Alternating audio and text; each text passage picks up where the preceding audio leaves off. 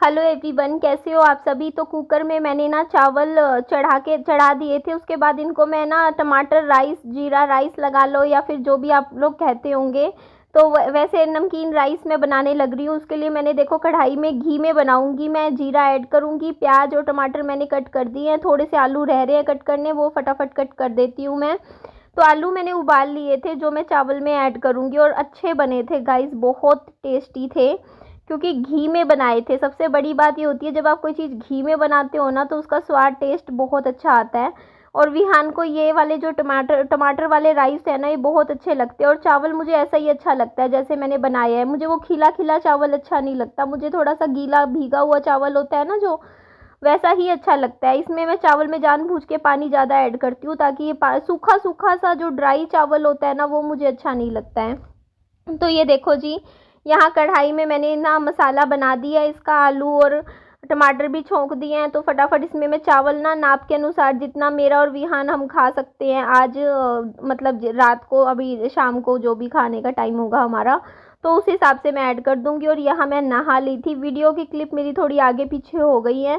तो मैंने नहाने के बाद ये कपड़े पहने थे, ब्राउन कलर का ये टी शर्ट पहना था, पजामा मैंने वही पहन लिया मैंने, क्योंकि मैंने सुबह ही पहना था नया पजामा। तो नहा के मैंने वही पजामा पहन लिया है। और जो ब्लैक कलर के कपड़ों में अभी आगे आपको वीडियो दिखेगी ना बीच में, वो थोड़ा सा ये है कि मैंने वो बाद में ऐड कर दिया वो क्लिप। मैंने एक्चुअली क्या है ना, मैं चाहती हूँ खाने की जो क्लिप है वो हमेशा मैं स्टार्टिंग में ही रखना चाहती हूँ यूट्यूब पे वीडियोज़ में। और ऐसा सभी करते हैं, ऐसा होता है देखिए। और आप लोग मुझे कह रहे थे कि निधि आप ना 4 पैसे संभाल के रखो, कल को ना मतलब बुरे वक्त में काम आएंगे, ऐसे वैसे मुझे समझा रहे हो। तो देखो अभी तो फ़िलहाल 4 पैसे बचाने वाला उस लायक मैं काम कर ही नहीं रही हूँ। अभी तो मेरी स्थिति आप लोगों को पता ही है।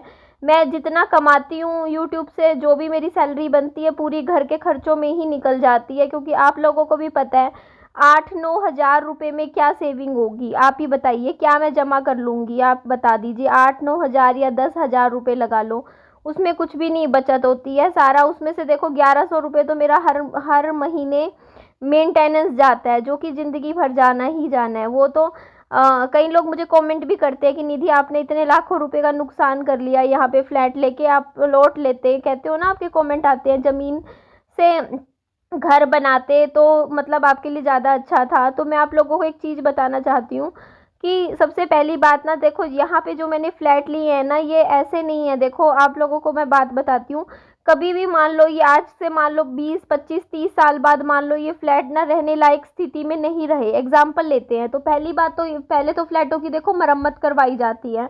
अगर मरम्मत करवाने के बाद भी ऐसा लगता है ना जैसे सरकार को कि भाई ये फ्लैट रहने लायक नहीं बचे हैं ऐसे वैसे, तो देखो ये सबसे पहले सोसाइटी, बीपीएल सोसाइटी जो है ना, सरकार के अंडर आती है, क्योंकि गवर्नमेंट ने ये फ्लैट बनाए हैं, तो इसकी पूरी जिम्मेदारी आगे सरकार की ही है।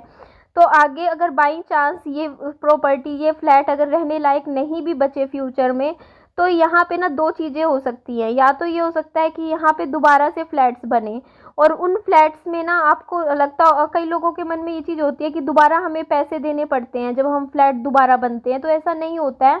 सरकार क्या करती है, जैसे मान लो हमने किसी प्राइवेट बिल्डर्स को ये काम दिया है फ्लैट बनाने का, तो अभी जैसे ये फ्लैट आप लोगों को पता है कि ये 3 फ्लोर्स के फ्लैट हैं, तो जो प्राइवेट बिल्डर्स को अगर हम ठेका दे देते हैं ना, तो वो जो रहने वाले रेजिडेंट होते हैं ना, उनसे पैसे नहीं लेते हैं कि दोबारा से वो पैसे लेंगे, वो लोग फालतू फ्लोर्स बना लेते हैं। मैं एग्जांपल बताती हूँ, जैसे मान लो हमारे फ्लैट है 3 मंजिला, मेरा नीचे का है, फिर ऊपर फर्स्ट फ्लोर है, सेकंड फ्लोर है। तो जो बिल्डर होंगे ना, जो फ्लैट दोबारा से अगर वो बनाएंगे, रीबिल्ड करेंगे, तो वो 3 की जगह 5 फ्लोर बना देंगे। और जो 2 फ्लोर वो एक्स्ट्रा बनाएंगे ना, तो उन 2 फ्लोर को वो अब बेच के ना, मतलब वो आगे बेचेंगे उन फ्लोर्स पे बने हुए मकानों को, फ्लैटों को, और वहाँ से अपना फ़ायदा निकाल लेंगे। तो इस ये होता है तरीका। और बाई चांस मान लो यहाँ सोसाइटी में मान लो दोबारा फ्लैट नहीं बनते हैं, तो जितने भी यहाँ पे लोग रहने वाले हैं ना, उनको जो ज़मीन का ना एक हिस्सेदारी मिलती है। ऐसे नहीं है क्योंकि हम लोग 3, मान लो नीचे के जैसे फ्लैट है, ऊपर के हैं, वो सबसे ऊपर का है, तो ना जैसे नीचे वालों की ज़्यादा ज़मीन आती है, तो मान लो उसका जैसे एक परसेंटेज हमें मिलता है, जैसे ज़मीन का रेट के हिसाब से जितने भी लोग हैं ना, उनके पास एक शेयर होता है ज़मीन का, जो फ्लैट में रहने वाले लोगों का। तो अगर मैं रह रही हूँ, एग्जांपल दे रही हूँ, क्योंकि यहाँ की ज़मीन बहुत महंगी है। मैं आपको बताऊँ, ये क्योंकि ग्लोबल स्पेस में आता है, और ग्लोबल स्पेस में ना 1 लाख रुपए गज ज़मीन है। तो ये समझ के चलो कि मान लो 40-50 लाख की तो ज़मीन ही होगी नीचे की। और ज़मीन के अगर हिस्सेदारी करोगे तो जितनी आपने, जैसे फ्लैट की कीमत आपने ली है तो उतनी तो वैसे भी निकल ही जाएगी, मतलब हिस्सेदारी में, अगर ज़मीन का रेट के हिसाब से। तो ऐसी कोई टेंशन वाली बात नहीं है। आप लोग ये मत सोचो कि निधि का लाखों का नुकसान हो गया है, नहीं, ऐसा कुछ भी नहीं है। मैंने यहाँ पे जो फ्लैट लिए हुए हैं ना, मैंने बहुत सोच समझ के लिए हैं कि चलो यहाँ पे ना माहौल अच्छा है, सिर्फ माहौल की वजह से। अभी बल्कि मैं आप लोगों को एक बात बताती हूँ, यहाँ पे ना अभी नए आए हैं जो मकान, उन्होंने ना प्लॉट वाला मकान बेच के यहाँ पे आए हैं। तो उनसे मैंने पूछा कि आप यहाँ क्यों आए हो, मतलब आपने तो अपना प्लॉट वाला घर बेचा और उसके बाद यहाँ पे आपने फ्लैट लिया है।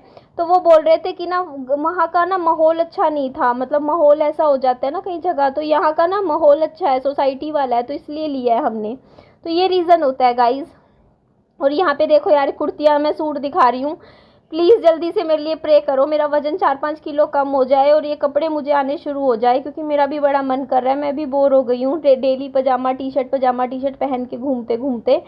तो मैं थोड़ी सी पतली हो जाऊँगी। तो ये देखो, इस तरीके से मैं भी बढ़िया बढ़िया आप लोगों के सामने ये सूट हैं, कुर्तियाँ हैं, पहन के फिर अच्छी लगूँगी। मैं आप लोगों के सामने वीडियो बनाया करूँगी, तो आप लोग भी पसंद करोगे कि निधि कितनी अच्छी मतलब ऐसे ड्रेसेस मतलब पहनती है। अभी तो मैं बिल्कुल कुछ भी ड्रेसअप नहीं होती हूँ, आप लोग जानते ही हो वीडियोस में, क्योंकि मेरा मन भी नहीं करता। और थोड़ा सा भी मौसम भी गर्मी का है ना, तो गर्मी में वैसे भी ड्रेसअप होने का ज़्यादा दिल नहीं करता है। वैसे तो मेरे पास सारी ये कुर्तियाँ कॉटन में हैं, देखो कितनी मुलायम है पहनने में, लेकिन पता है मेरा फिर भी, मैं सच बताऊँ मेरे से फिर भी नहीं पहनी जाएंगी, क्योंकि मेरा ऐसी आदत है कि मैं घर के काम करती हूँ ना तो कपड़े बहुत गंदे कर लेती हूँ। मेरे जैसे कभी हल्दी के निशान लग जाएंगे, खाना बना रही होंगी, तेल के निशान मेरे कपड़ों पर लग जाते हैं जब मैं खाना बनाती हूँ, कुकिंग करती हूँ। तो इसीलिए मेरा मन नहीं करता यार नए नए कपड़े हैं घर पे पहनने के, लगाने का, क्योंकि यार पहनूंगी सारे के सारे गंदे हो जाएंगे, बाहर अंदर के भी नहीं बचेंगे। अभी तो सारे नए नए कपड़े हैं। कहीं ऐसा हो ना कि जैसे मान लो कहीं कोई ड्यूटी जाता हो या फिर बाहर कहीं जाना हो, तो मतलब अच्छा लगता है ना, थोड़ा सा अच्छे अच्छे कपड़े पहन के हम घर से बाहर निकले। तो घर आने के बाद अपने पजामा टी शर्ट पहन लिया, बल्कि मैं तो क्या करती हूँ, पजामे टी शर्ट में ही पूरे हिसार में घूमती रहती हूँ। मेरे को तो ऐसा हो गया कि जैसे ना हिसार भी घर की तरह बना दिया है मैंने बिल्कुल ही। तो यहाँ पे मैंने अलमारी के ना ठीक करने लग रही थी। बेटा आगे होके आई हो, यहाँ थोड़ा आगे हुई हो, आगे हो जा बेटा, थोड़ा सा आगे हो जा। तो आप लोगों से बातें भी कर रही हूँ, साथ के साथ दूसरे हाथ से विहान को खाना भी खिला रही हूँ। बनाया था ना मैंने, टोमेटो राइस बनाए थे, आलू उबाल के उसमें ऐड करके, बढ़िया पसंद है विहान को, तो ये खा लेगा। तो अभी खाना खाएगा। आती पहले तो ट्यूशन से लेके आई मैं इसको, फिर इसने थोड़ा सा साइकिल चलाई, बोलता मम्मी थोड़ी देर में पहले साइकिल चलाऊंगा। और थैंक यू गाइज, आज मैं बहुत ज़्यादा इमोशनल हो रही हूँ। भगवान जी प्लीज़ प्लीज़ प्लीज़, भगवान जी मेरी लाइफ में सब कुछ ठीक कर दो। मैं बहुत दुख झेल लिए यार ज़िंदगी में, अब और नहीं झेला जाता। बहुत टेंशन्स ले ली अपनी लाइफ में। बहुत कहते हैं ना कि किसी किसी की लाइफ में जो दुख होते हैं कहीं तो जाके ख़त्म होते हैं ना, और जहाँ से थोड़ी अच्छी ज़िंदगी शुरू होती है। तो प्लीज़ भगवान जी प्रे कर रही हूँ, बस शांति, सुख शांति दे दो मेरी ज़िंदगी में। मेरा लाइफ ना नॉर्मल तरीके से चले। मैं ना कभी किसी की टेंशन ले लेके ना मैं बहुत ज़्यादा मतलब सफ़र कर रही हूँ काफ़ी सालों से। तो मैं अब ना थोड़ी सी रिलैक्स होके रहना चाहती हूँ ज़िंदगी में, कि भाई इतनी टेंशन नहीं ले सकती जितनी मैं ली। अभी भी आप रिसेंटली देख लो, मैं साइकियाट्रिस्ट तक के पास गई हूँ। दवाई आज मैंने सुबह की नहीं खाई, क्योंकि मेरे को ना खाती नींद आती है, और फिर यार मैं खाऊँ ना, पता है क्या दिक्कत है बेटा, क्या हुआ?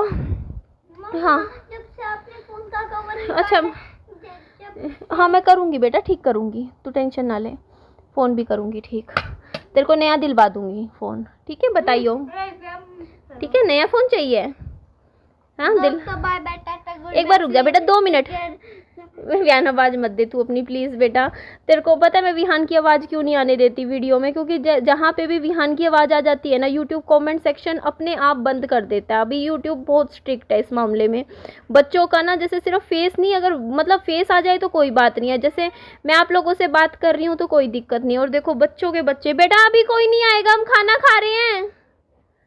पता है कभी कोई बच्चा, मैं परेशान हो जाती हूँ। कभी कोई आके खड़ा हो जाएगा, कभी कोई आके, बेटा बाद में आएगा, 5 मिनट रुक जाओ, खाना खाने दो उसको। बेटा नहीं विहान खाना खा के आएगा तो मैच में बैटिंग का ऑप्शन आएगा ना तब मैं तो वो भेज दूंगी। बेटा रुक जा विहान रुक जा, मैं क्या बोल रही हूँ, मेरे को बड़ा गुस्सा आता है भाई, बच्चे आके इसको बोलने लग जाते हैं तू आ जा हम ये खेलेंगे वो खेलेंगे। रुक जा विहान इधर आके बैठ जा, विहान आ जा तसल्ली से ना, मुझे खाना नहीं खिलाने देते यहाँ गली के बच्चे, मैं इतनी परेशान हो रखी हूँ। कभी कोई सा 20 बच्चे जोड़ रखे हैं विहान ने अपने पीछे, मैं सच्ची बता रही पूरी गली जोड़ रखी है। तो मैं खाना खिलाऊंगी तब कोई आ जाएगा, कभी कोई बुला रहा है, कोई कह रहा है कि इधर आ जा, कोई कह रहा है उधर आ जा। अभी ट्यूशन भी गया होता है ना विहान तब भी 4-5 बच्चे आके पूछ के चले जाते हैं आंटी विहान आ गया, आंटी विहान आ गया। तो बड़ी मैं परेशान होती हूँ। मैं शांति से सोचती हूँ बैठ के बच्चा खाना खा ले, उसके बाद कितना मर्जी खेले, फिर मुझे नहीं है, खाना बीच में छोड़ के ना जाए बस। बैठ जा विहान यहाँ बैठ जा, देख दीवान पे बैठ, देख मम्मा ने इतने प्यार से बनाया खाना तेरे लिए, प्यार से बनाया है ना, खेल लियो, मना थोड़ी कर रही हूँ। मम्मा खाना खा के कितना मर्जी खेल लियो। हाँ बोलो। मेरी ना हाँ 50 दिनों की छुट्टी कर दे। हाँ मैं कर दूंगी, तू खाना तो खा पहले, ठीक है बेटा खाना खा ले विहान, खाने के बिना एनर्जी नहीं आएगी तो फिर 100 दिनों। हाँ एनर्जी नहीं आएगी। और अभी एक बार मत बोलना बेटा बीच में। तो मैं ये कह रही थी विहान की आवाज़ आ जाएगी तो फिर वही है ना कि यूट्यूब ना कमेंट बंद कर देगा, फिर मैं आप लोगों के कमेंट्स नहीं पढ़ पाऊँगी। इसी वजह से मैं थोड़ा सा ना आप लोगों का विहान को आवाज़ कम लेती हूँ वीडियो में, आपने देखा ही होगा। फोटो ले लूँ तो कोई दिक्कत नहीं होती, बट बच्चे की आवाज़ को ना ये जैसे यूट्यूब ना AI के माध्यम से काम करता है तो वो ना बच्चे की आवाज़ को बहुत जल्दी कैच कर लेता है, तो ये दिक्कत हो जाती है। और फिर कमेंट सेक्शन बंद हो जाते हैं तो फिर मेरे को अच्छा नहीं लगेगा कि आप लोगों से मेरा 2 वे इंटरेक्शन नहीं हो पाएगा। तो यहाँ पे आई थी, प्लॉट पे प्लॉट यहाँ बिके जा रहे हैं, देखो हमारी यहाँ सोसाइटी में कितने प्लॉट हैं। और आजकल तो पता है मैंने देखा यार, ये देखो साथ वाला घर मैं कभी दिखाऊंगी ट्यूशन वाली मैडम के सामने, मेरे ख्याल से 6 महीने में तैयार कर दिया, 3 मंजिला, वो भी आजकल ठेके पे ले लेते हैं ना घर, मतलब ठेका ले लेते हैं, इतनी जल्दी घर बनाते हैं ना गाइज, इतनी जल्दी, मैं तो हैरान हूँ आजकल इतनी जल्दी घर बन जाते हैं, वो भी 3-3 मंजिला, इतनी जल्दी काम होता है आजकल। तो यहाँ पे विहान साइकिल पे ही जाता है, ट्यूशन साइकिल पे ही आता है, लेकिन मैं इसको लेने ज़रूर आती हूँ क्योंकि देखो ये साइड में कट है, यहाँ से कारें वगैरह जाती हैं तो थोड़ा डर लगा रहता है। बच्चे के साथ जाती हूँ मैं इसको लाने ले जाने, बट ये जाता साइकिल पे ही है tuition. Bye bye, take care.